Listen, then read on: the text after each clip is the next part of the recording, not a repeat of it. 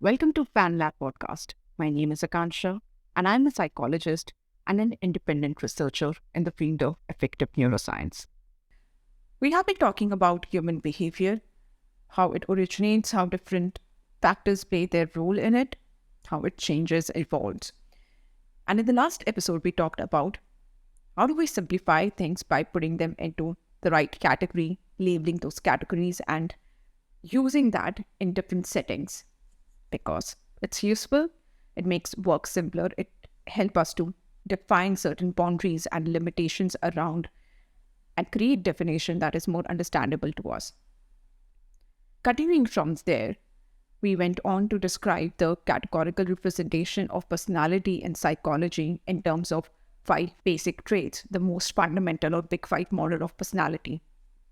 The traits that we talked about were extroversion, positive emotion dimension, neuroticism, negative emotion dimension, agreeableness, which is your maternal warmth, empathy, pair bonding aspect, conscientiousness that gets divided into two aspects of industriousness and orderliness. And lastly, openness, which is related to intelligence, IQ per se, and creativity. We talked about the pros and cons of each of these traits and how we all differ in the level of intensity and the variation, a different sort of a combination of these traits that we inculcate in us, which gives a unique form to our personality and psyche. Obviously, it becomes important for us to understand and be more self-aware of that which trait is dominating us the most and trying to navigate ourselves into the life as per those weaknesses and the strengths that we carry. Now, thinking in categories makes it easier for us to remember stuff. It makes us evaluate stuff. So there is this classic sort of response that we have cognitively to complicated things. We categorize them. But there's a bunch of problems with categorical thinking. First example, this first one you can see from the area of language differences. That not only there is a continuum of infinite number of wavelengths, there is a continuum of sounds also that human can make. And all these sounds somehow get their different meaning in different cultural and language settings. So, different languages automatically draw these boundaries at different points as to what count as similar sounds and what counts as different sounds. There's like two different TH sounds in English, which apparently we are not very good at hearing. But there's other ones we are. And that will affect your ability to remember stuff, what word it was, right? Depending on whether it is on a dramatically different boundary, whether it is a sound that sounds different to you or not. For example, apparently in Finnish, people do not differentiate between the sound of a B and the sound of a P, whereas we, English-speaking audience, have no trouble with that. Next example. So do you remember the anxiety that we get during our exams, school time, college time, other competitive exams that we would have given? Now, back then, especially during the school examination, there was a world of a difference between getting a 35 on a test or a 36 on a test. The meanings differ with just one number. If you just look at them on a plain side, they're not particularly different because there is this boundary drawn between passing and failing. That's what makes it the dramatic differentiation between them. When you put up boundaries, you have trouble seeing how similar things are on either side of it. You can figure this out easily that the problem with the categorical thinking is that you underestimate how different two facts are when they fall in the same category. And when you think in categories, you also overestimate how different they are when there happens to be a boundary in between them. And when you pay attention to categorical boundaries, you don't see big pictures. Now, why am I emphasizing on these cons associated with categorical thinking? Because that's what our goal is going to be. To think about the big complex issue of the biology of behavior without falling into thinking in categories. What does that mean? Now, thinking categorically about a subject like this, okay, suppose there is a female chicken and the chicken is standing somewhere, and there's some rooster over the other side of the road which does some sexually solicitous act, exciting thing for the female chicken. And in response to that, the female picks up and goes running over to the rooster. Now, you can describe this act as an endocrinologist and give the explanation saying that the female chicken had some certain levels of estrogen in her bloodstream, which made this key hypothalamic areas responsive to the stimulus.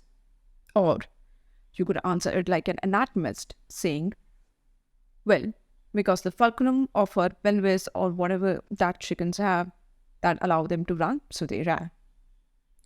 Or you could answer it in the category of an evolutionary biologist, that over the millennia, chickens that didn't respond to sexually solicitous gesture from males left fewest copies of their genes. And there's all these different categories that we can use to explain what's going on. All of these are different buckets. All of these different buckets which begin to pull you towards all of the problems we just saw. Now, having trouble telling how different or similar two facts are, having trouble seeing big pictures, overemphasizing the importance of the bucket you happen to live inside of, and suddenly everything about this behavior is explained by a gene or a neurotransmitter, a childhood trauma, or living inside one bucket, without seeing at the big picture or a complete picture or looking at it in a holistic manner. So you never get to the solution or you never understand the thing fully. Now, what we are going to be doing over and over in here as the main point of the series is looking at how what goes on in your body influence behavior, emotions, memories. What goes on there influences your body, and this whole loop over and over again. And at every point of those explanations, we will resist the pull to think categorically. We'll try not to fall into the bucket, not to see it just from one lens. Here's what we are going to be doing instead throughout in terms of the structure of the series. When we get to the actual behaviors, for each behavioral category, we will start off by looking at what the behavior looks like so that we understand the basic features of the behavior and we get to some common place, because often that takes a lot more objectivity than we initially assume, just looking at the behavior. So, what does the behavior look like? Then we will say, well, what went on in that organism a half a second before that behavior, which caused that behavior to occur at the first place? Okay, this is the world of what's going on with neurons, nerve cells, in a simple language, the cells of your brain. What's going on with the circuitry? Where's the explanation of the behavior? This behavior happened because this part of the brain got activated. But just as we are about to settle happily into this bucket, we push back a bit and say, well, what smell, what sound, what sensory stimulation in the environment caused those neurons to get activated, to cause that behavior to occur? And then pushing one step further behind, we'll talk and see how do hormones change how sensitive you are to those sounds, smell, sensory stimuli, etc. And all we are going to be doing is working our way back, all the way through early development, fetal life, the genetic makeup of an individual, the genetic makeup of an entire population, species, the evolutionary pressure, all the way back to there. How do you explain each one of these behaviors in the context of those outposts? And how are they not really outposts? All they are different ways of expressing the same biological influences. If you say, here's a hormone X that explains this behavior is caused by hormone X, then hormone X is coded for by a gene. So suddenly you're not just talking about endocrinology, you're talking about genetics. And if there's gene there, it has been the subject to selection, right? So suddenly from talking about endocrinology to genetics, we are talking about the evolution. Now, if you were talking about what smell, sights, etc. are the acute triggers for a behavior, by definition, you're also talking about fetal development, because it's your fetal development that determines how sensitive those systems were to those sort of stimuli. What we are going to be having over and over again is any one of these buckets that we spend some time in, all we are going to do is think of that bucket at that point as the one which is describing all this in the most convenient way. And in that regard, there's no buckets. They are simply temporary platforms. And each platform is the easiest, most convenient way of describing the outcome of everything that came beforehand. Starting with millennia back in evolution. Okay, so that sounds great. That sounds obviously complicated, but it's great. It's challenging. So that's what we are going to do. We're going to do this, and we are going to be very sophisticated and fancy in our thinking about it. And we'll try our best to not fall for categorical thinking. This is a complicated subject, and we are smart people. And we are going to try to think about it smartly. Like people out there keeps coming to our mind, we will try to be better than them, but obviously, when people are thinking about stuff like behavior, and when they do this professionally, like professional biologists, they also understand the way the categorical thinking impacts and influences. It's just that that's their expertise. They understand that. But problem comes when they don't understand that. Let me read you some quotes in order to explain what I'm trying to convey. First quote. Give me a child at birth from any background, and let me control the total environment in which he is raised. And I will turn him into anything I wish him to be. Whether doctor, lawyer, thief, beggar, anything. This was John Watson, 1912, one of the founding fathers of the school of psychology called behaviorism. Behaviorism is that school of psychology which talks about how do we change the behavior and bring change in the life of people. So they train you to take gradual step towards inculcating few habits and getting rid of the other ones. It's a very layman description. So this notion that if you could control the rewards, the punishment, often you must have heard this reward, positive and negative reinforcement theory. You could turn anybody into anything. Whether doctor, lawyer, engineer, anything that you want to. That's what the theory says. And we know that isn't the case at all. We know that's not possible. We know that, we understand that. All you have to do is throw one other factor, like a lot of protein malnutrition during fetal life, and you won't have a person that you can turn into anything because of the protein malnutrition during their fetal life. Their brain does not develop in a very complex, sophisticated, and robust manner as you would like it to be. So, that being a crude example of just how wrong this guy was. You cannot have all the control over the environment and turn somebody into whatever you want. So this is a guy who's living pathologically in this bucket. That behavior could be explained solely by understanding reward and punishment. Interesting factoid, this John Watson guy, shortly after that he was driven out of academia for a wild scandal that he was involved in. And he spent the rest of his career as an extremely successful advertising executive. So this shows he may not have been able to turn people into anything he wanted, but apparently he could make them buy all sorts of geek or nonsense. Okay, next quote. Normal psychic life depends on the good functioning of brain synapses, and mental disorders appear as a result of the synaptic derangements. Synaptic adjustments will then modify the corresponding ideas and force them into different channels. Using this approach, we obtain cures and improvements, but no failures. End of the quote. If you don't know what synapses are, please don't panic at this point. Synapses are the ways in which different regions of the brain communicate with each other. A very layman definition. We're going to talk about them in detail in the coming episodes of series. So synaptic adjustment. Can anybody think what this guy is referring to when he says synaptic adjustments here. This guy is referring to frontal lobotomies.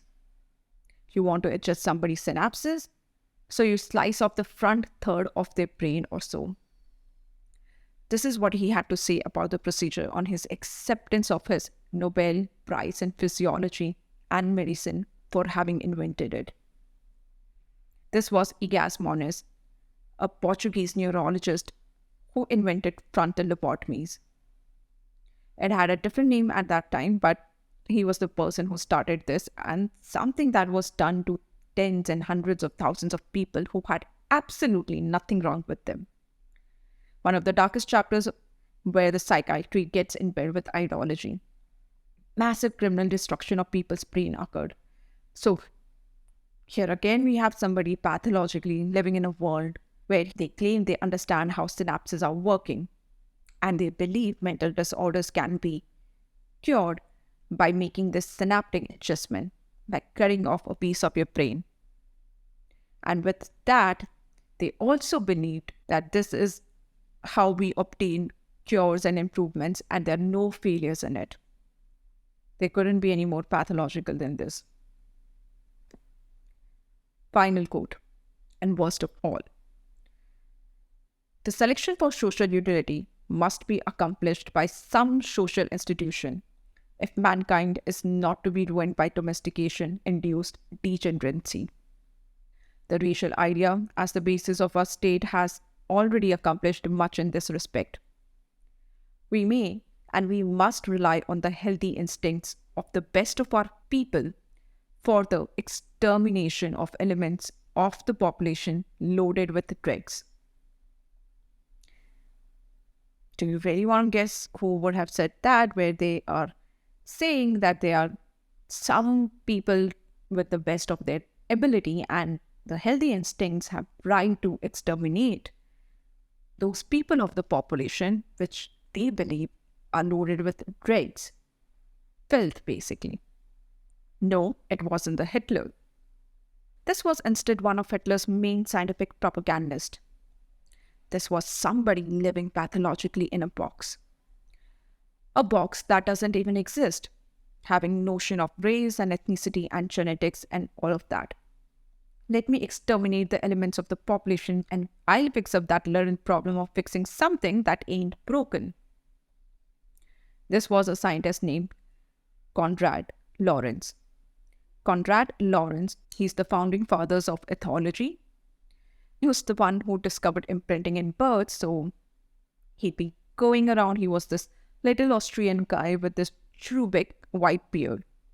And he'd always have these little Austrian shorts and suspenders. And this guy was the one who played a very important role in planning the extermination of population he thought to be are not required on this planet. He happened to be a rabbi Nazi propagandist who went to his grave saying that there was nothing wrong with what he did. These are not crappy, fourth-rate scientists. These are people who influenced how people were educated, and when we decided it wasn't worth the effort of doing it with some people. These are people whose influence led to the brains being destroyed of hundreds of thousands of people who had nothing wrong with them. These are the people who led to the notion that you fix up a problem that doesn't exist by exterminating 9 million people. These are not minor scientists.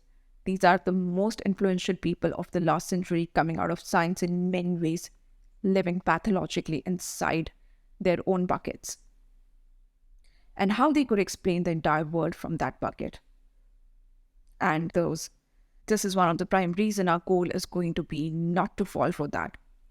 To think about human behavior, and in some cases to think about some of the most disturbed, some of the most frightening, damaged human behaviors. And resist the temptation to think inside a bucket and find the explanation. Again, at every level, we are going to talk about genes, hormones, neurons, environmental influence, whatever it is. At that point, that will be used to explain things, describing all these influences that came before. They're not even temporary buckets. There's no bucket. That will be our goal. Now, thinking about human behavior, the biology of human social behavior, most of the time the biology of abnormal human social behavior, we're going to have three intellectual challenges. The first one is recognizing circumstances, right? There is nothing fancy about us whatsoever. We are just like every other animal out there. Where the challenge lies here is to actually accept that. Nothing different about us. Let me give you an example. You are a hamster. You are a female hamster. So you're sitting in your cage, and as a female hamster, what do? You ovulate every 5 days or so, and you're going about your business and everything's great. Now somebody puts another female hamster in the cage with you, and over the subsequent month or so, what happens is both of you will begin to lengthen your cycles and eventually synchronize them so that you are both ovulating the same afternoon on a regular basis. That's amazing. This actually works this way. And menstrual ovulatory synchrony, people understand how this works in hamsters. It is done with olfaction. Olfaction is your smell.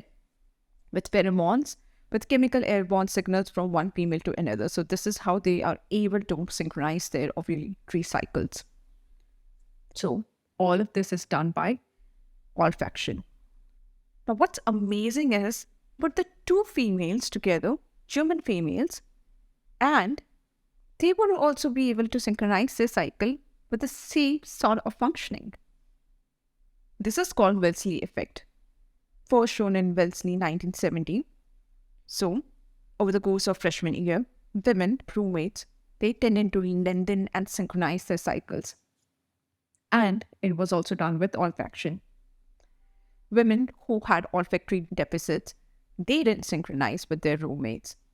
They would synchronize unless they were having close, intimate relationships with a male, in which case they desynchronized. So there is a way to break this synchronization of ovulatory cycle between the females who are staying together. You introduced a male in there, and one of them is having an intimate relation with a male. So that somehow desynchronizes the cycle. And it's not random who synchronizes who. That studies tend to show is the individual who is more socially outgoing, extroverted, dominating, is the one who synchronizes the other one.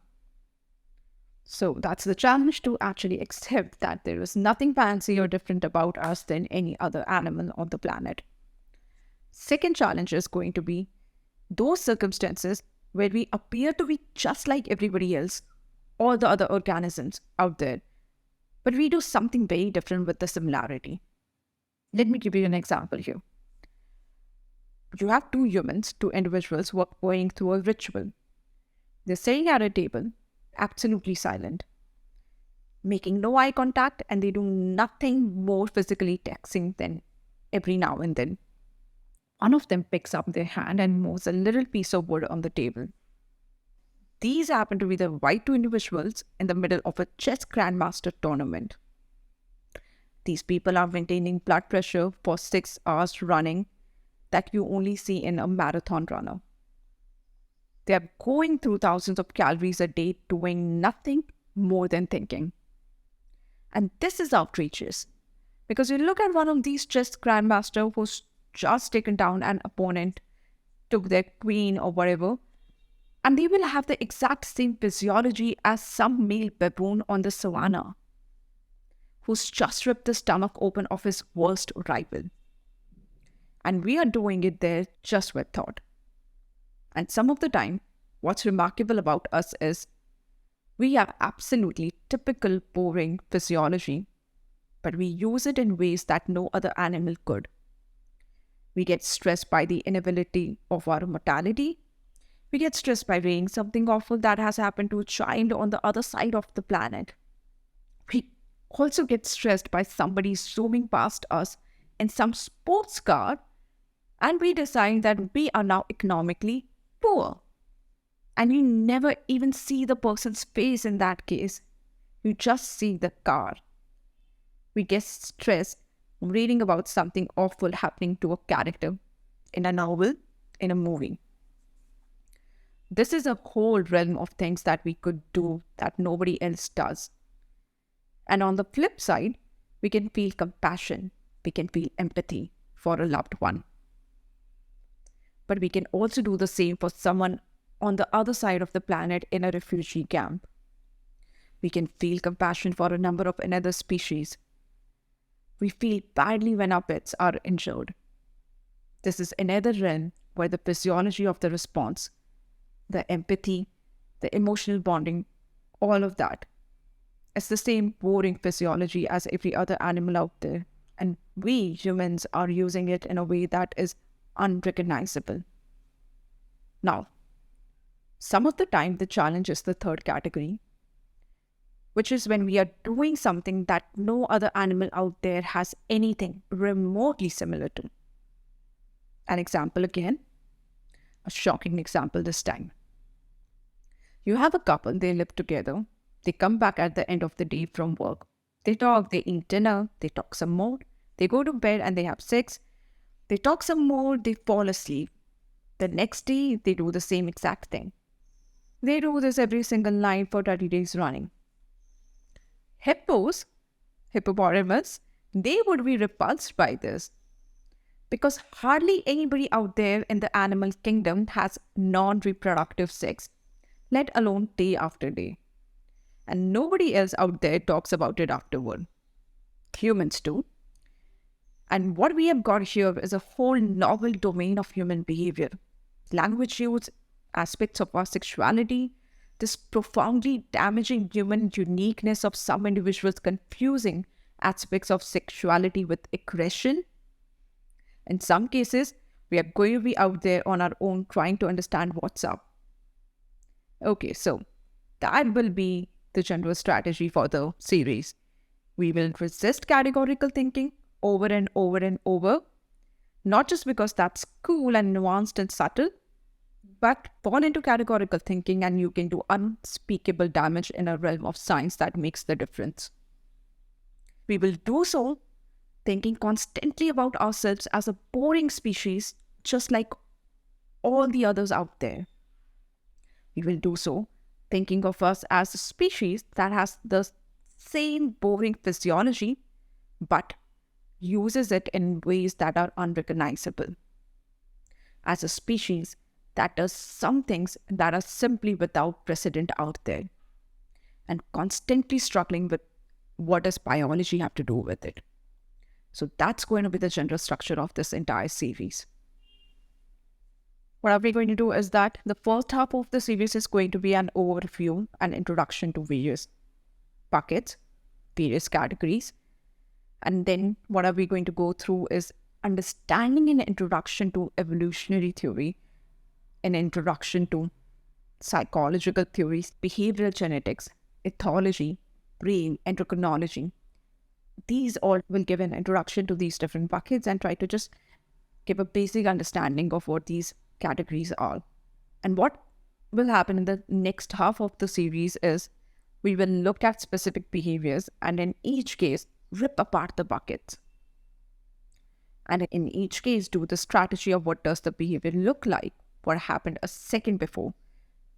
That's your world of neurons. What happened minutes to hours before, your sensory stimuli that trigger those neurons.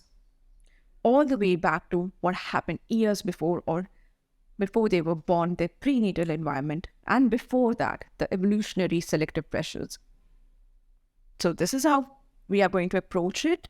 Hopefully it would be very insightful for you and for me also, because we are on this journey in exploring, in revealing the things that have already been out there by great people and their work, using their work to understand the concept of the behavior and the biology and psychology, and then try to inculcate our own understanding of it, see it from all the lenses, analyze it at a different level, and see if what changes we can bring in ourselves and learn more about things. Thank you for now, and thank you for showing your interest in science and psychology.